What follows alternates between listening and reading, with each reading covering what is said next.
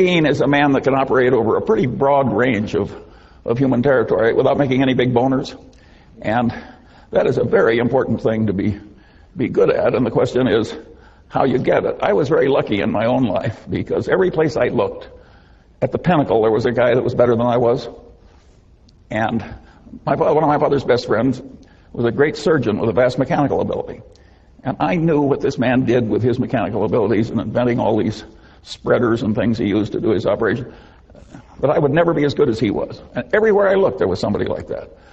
And there was all this folly out there. And I suddenly realized, like, if I just avoid all the folly, maybe I can get an advantage without having to be really good at anything. Suddenly realized, like, if I just avoid all the folly, maybe I can get an advantage without having to be really good at anything.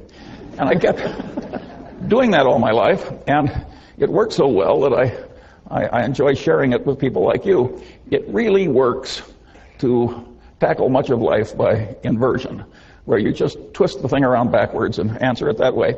I have to give problems to my children, and once when I had all of them together, I said, well, there's an activity in America. There's a one-on-one tournament.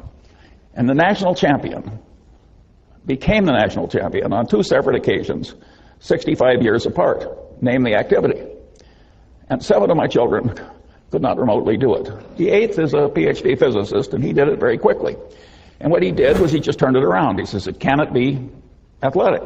And he realized that no 85-year-old was ever going to win an athletic thing with the neurological and other deteriorations that are so evident tonight on the stage.